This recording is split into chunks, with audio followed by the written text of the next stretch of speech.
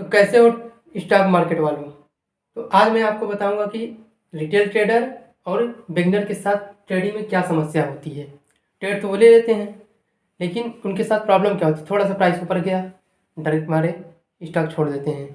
तो इसको थोड़ा गाने के भी अंदाज में सुन लो कि कैसे होता है। एक मुझे गदर का गाना याद आ जाता है, मैं निकला ट्रेड लेके, तभी ट्रेड में एक छोटा सा डाउनफॉल आया।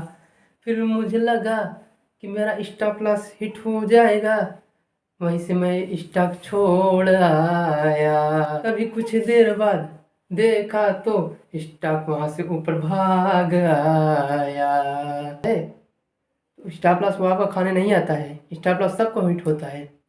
बस आपको ये देखना है कि आपको एक स्ट्रेटजी चुननी है जिसमें आपका stop loss most of the time ना हिट हो, मतलब कि जो आपका टारगेट है वो ज़्यादा हिट हो और स्टॉप लॉस कम हिट हो। तो आपको ऐसी स्ट्रेटजी चुननी पड़ेगी। और मार्केट में कोई भी ऐसा नहीं है कि जिसका स्टॉप लॉस हिट ना हो। स्टॉप लॉस जैसे 10 में से 4 बार आपका हिट हो गया, तो आप अपना मनी मैनेजमेंट रखिए कि स्टॉप लॉस मेरा अगर 2 का है तो मेरा टारगेट जो है वो 6 का हो, 7 का हो, 8 का हो, इतना हो। तो आपका अगर तो 3 बार भी स्टॉप लॉस होता है, 4 बार भी हिट होता है, तो वो मैनेज हो जाएगा। तो जैसे आपको मैं यहाँ पे देखिए, अब जैसे यहाँ पे देखिए इस चार्ट पे ध्यान से देखिएगा, इतने चार्ट को। अब यहाँ से देखिए इसे मार्केट गिरता चला आ रहा है, गिरता चला आ रहा है। तो यहाँ पे आप देखेंगे जहाँ से रिवर्स हुआ है वहाँ क्या हुआ है कि आपको ना एक सपोर्ट मिला है। ये इसका पहले सपोर्ट था और यहाँ पे सपोर्ट पे क्या बना, आपका हैमर बना, ये बुलिश हैमर बना। तो आपको यहाँ पे अब क्या लगाना होगा कि जब हैमर बना तो इसके हाई पे आप बाई करेंगे। अब गलती क्या होती है, जैसे आप यहाँ पे सपोर्ट देखे, हैमर बना, ठीक है, ऊपर गया, बाई कर लिए।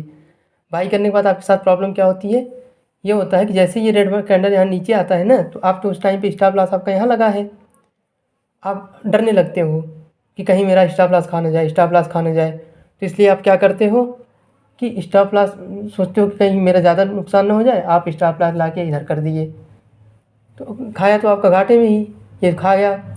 मान लीजिए कोई रोक लिया तो यहाँ तक आया। अब वो स्टॉप लॉस जो आप बचा रहे थे कि मेरा स्टॉप लॉस ना खाए, अब क्या किया कि आपका ये स्टॉप लॉस खा के चला गया, ऊपर चला गया। अगर आप यहाँ तक बैठे रहते, डरते ना, तो ये आपको देता। देखिए क्या मूव मिली है उसके बाद। तो यही तो गलती होती है कि तुरंत गया, जैसे ट्रेड लिए, थोड़ा सा ऊपर नीचे गया, धक धक धक धक धक धक करने लगा, स्टॉक वहीं से छोड़ देते हैं। तो आपको करना क्या है, जैसे ये अब गया तो एक रिवर्स यहाँ से दिया, तो अब आपका जब से स्टॉप लॉस यहाँ था तो आप यहाँ पे ट्रेड कर लीजिए।